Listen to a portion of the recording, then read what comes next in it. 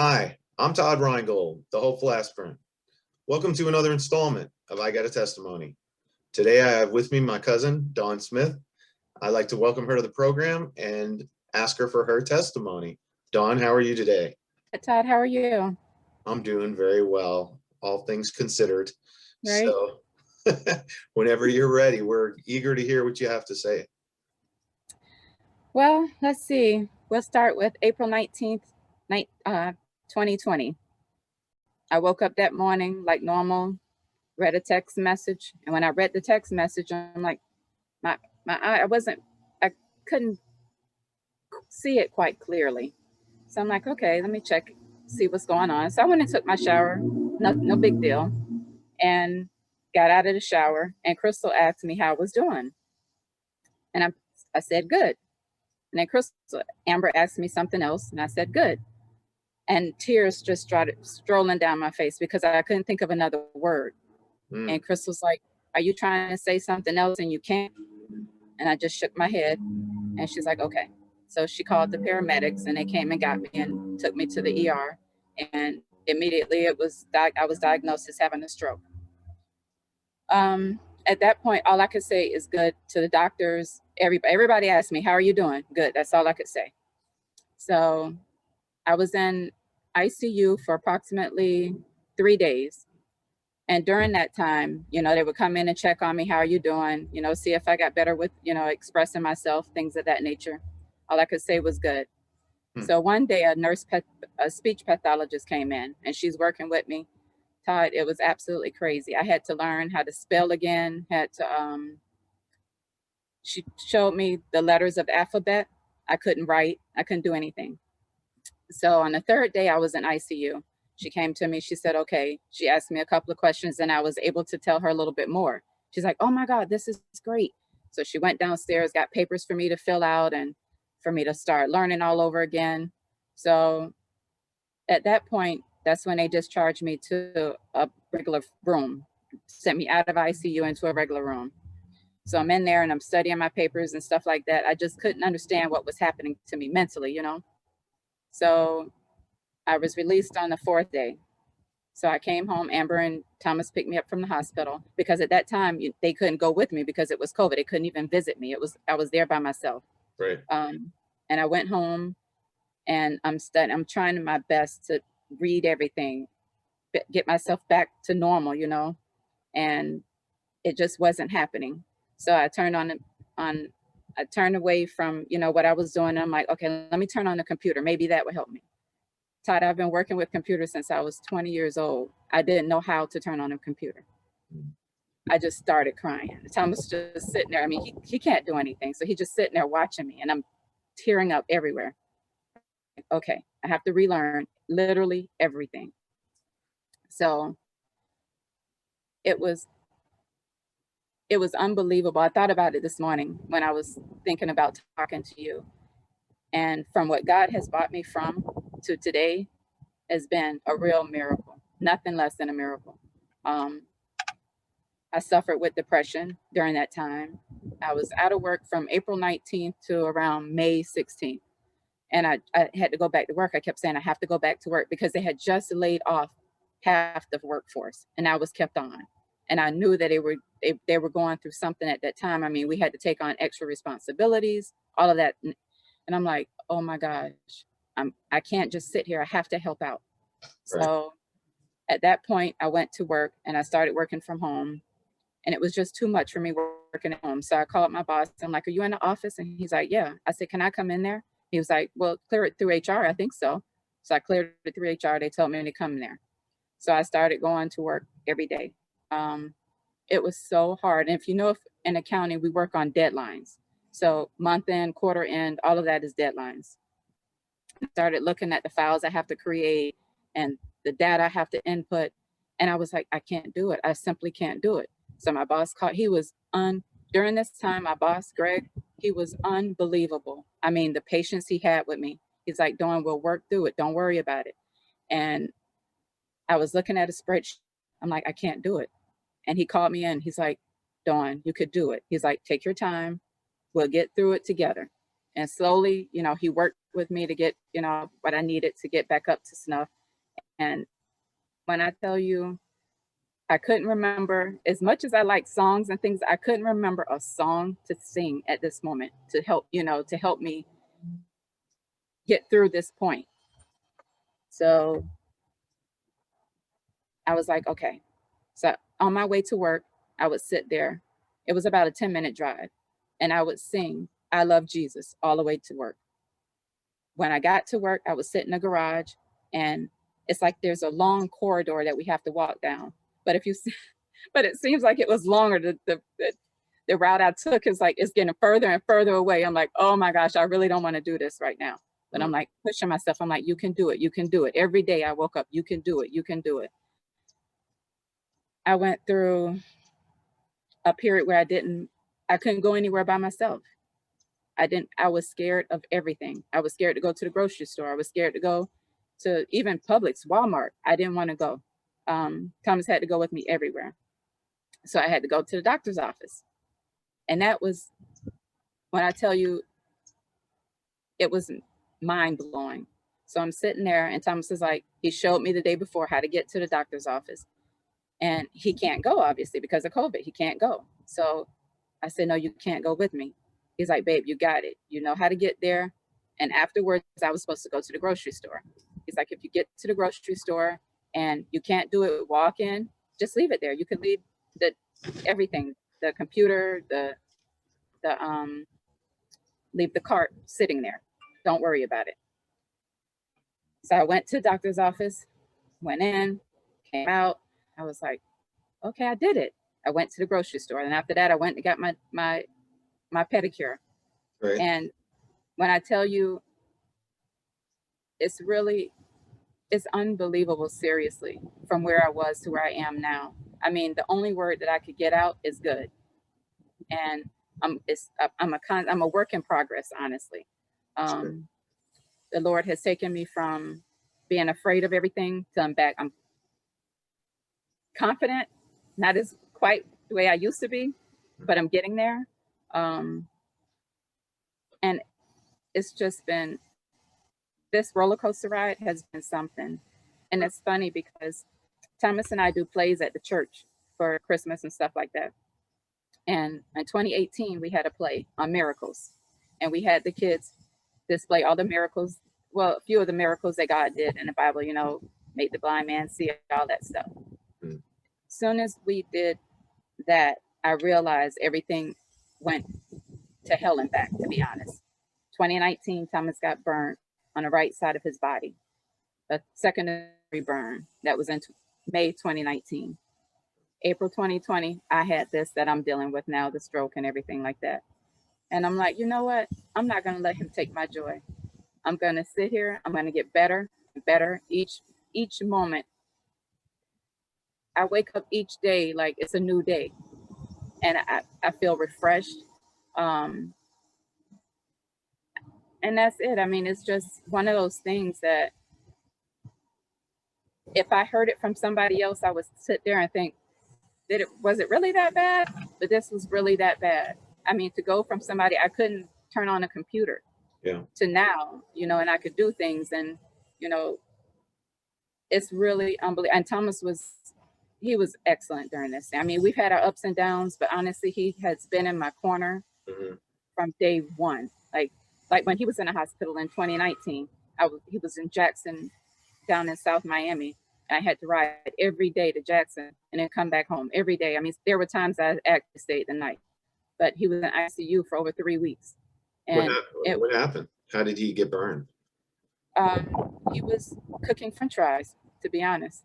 And it was actually right after his brother's death.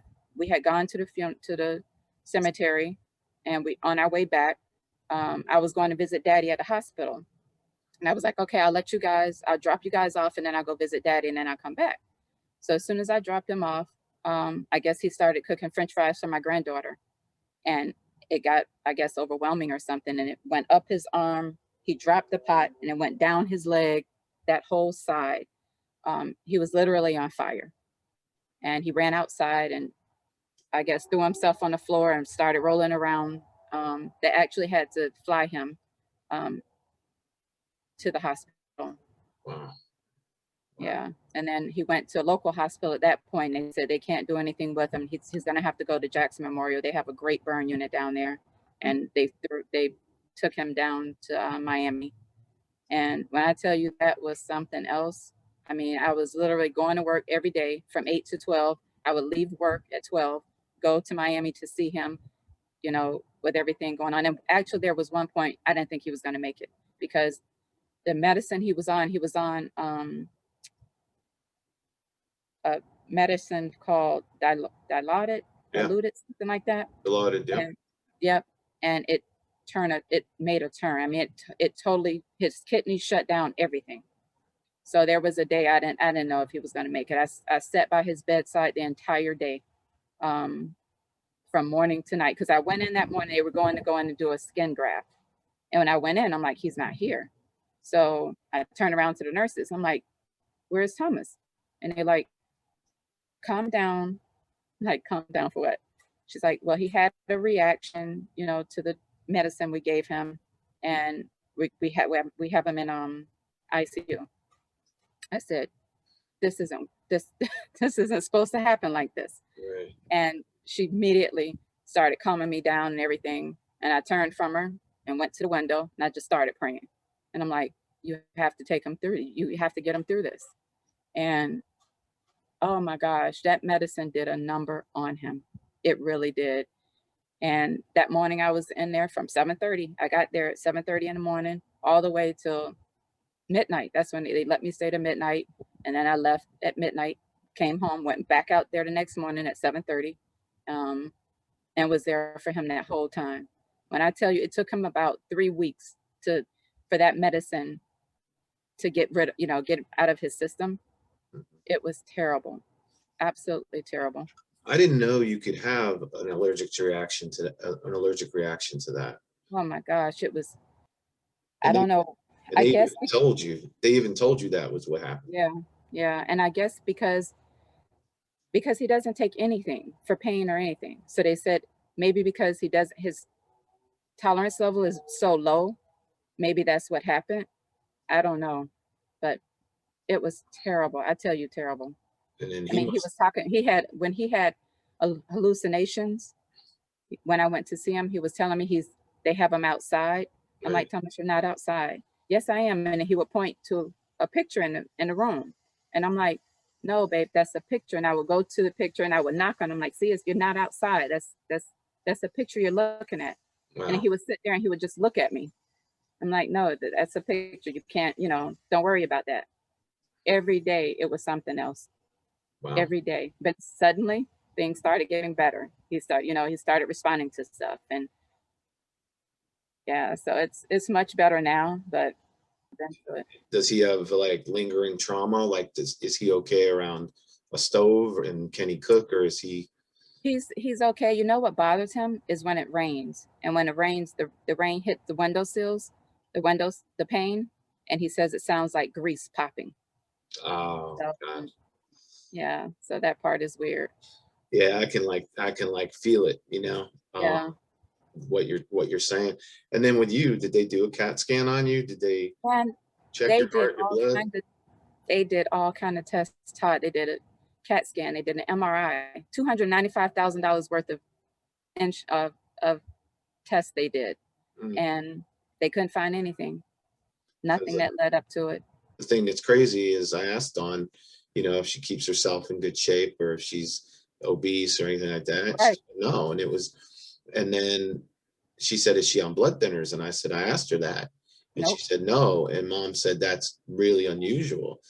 And I said, well, I don't know. It might have to do with the fact that she is on the younger side of things Right. and that she doesn't have a history of it. But like my mother said, usually as a precautionary measure, that's what they do. Because Yeah. she had, years ago, Mom had what they call the mini stroke, as I told you on the phone.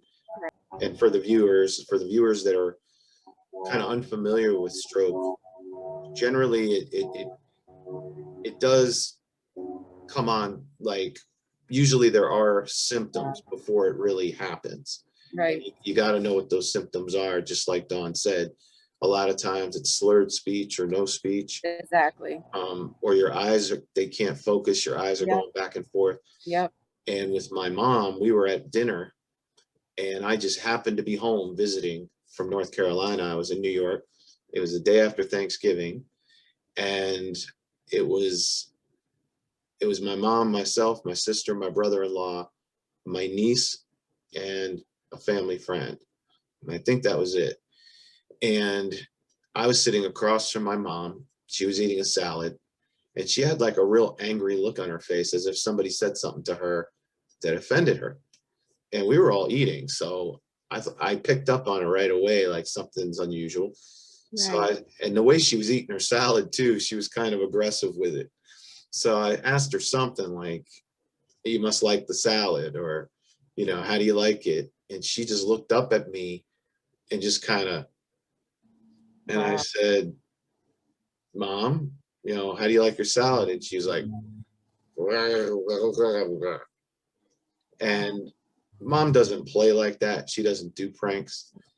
But Right. I tried not to get alarmed right away. And then I said, I didn't understand that. Can you repeat that? And she kind of put her hands down and goes, and I was like, ooh. So I got up from my chair and I went behind her and I put my hands on her shoulder because she was kind of putting the food in her mouth and not really chewing it right. And I was worried she might choke. But she was definitely not aware of anything that was really going on. Right. And so I just had my hands on her shoulders and I just said, "Mom, stop eating, put the fork down." And I said, I need you to look at me and talk to me. And she looked up at me and she garbled her words again. And so at that point, my sister looked at me from the end of the table and she's like, "What's wrong?" And I said, "She can't talk." And so Lori and we talked, said the hospital's not that far away. And it was the hospital that dad used to practice at. And so we took her to the hospital. They admitted her right away. We brought her to the emergency room, and there's always 20 people or more in the emergency room. But when it's a stroke or a heart attack, they take you right away. Right. Exactly. And when you're old. So they brought her in. They ended up keeping her 3 days. They ran all the tests on her. And just like you, they didn't really find anything. And I was just talking to her about this yesterday because we were talking about you. And I said, "Well, Mom, it's similar to what happened with you. They said that the theory was that because my mother has problems with her arteries and she has heart disease, they said Oh, okay. it could be that a piece of plaque broke off from one of her arteries and then it passed through her brain." Gotcha. Because what happened was she was out of it, like couldn't speak, but she wasn't aware that she couldn't speak. She thought we were crazy. Okay. And then once we made the decision to take her to the hospital and we were walking out to the car, her speech started to come back. Okay. And so by the time we were really strapped in and ready to go, she was like, "What's going on? What's going on?" And I said, "Oh, Oh. she's back." So, that's her normal state. So anyway, I said, "Ma, we need to take you just to make sure." And we did. Right. But yeah, it just kind of lets people know that it comes on suddenly. It really does. I Yep. mean, like you said, you noticed that you had trouble reading, but there may have been some symptoms before that that you didn't notice. And if Right. somebody was really around you and paying attention, they might have picked up on it. But it does sound like you acted quickly. And I'm sure that made all the difference. But they kept you probably for observation, right? For a few days to see if anything else would happen. Yep. Right.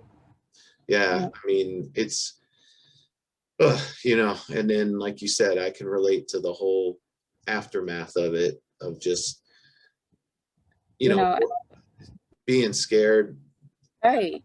you know. I didn't want to go anywhere, honestly, nowhere. I mean, um, just to go to the store. Thomas had to go with me, and I was never like that. Like, I would Right. just get up and go. I could go to Orlando. I could go anywhere by myself. I Oh, mean, that's no big deal. yeah.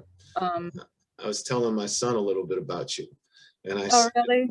yeah, I said, well, the interesting thing with Dawn is like you would never know how she grew up. She had some challenging circumstances growing Yep. up, and she's so sweet.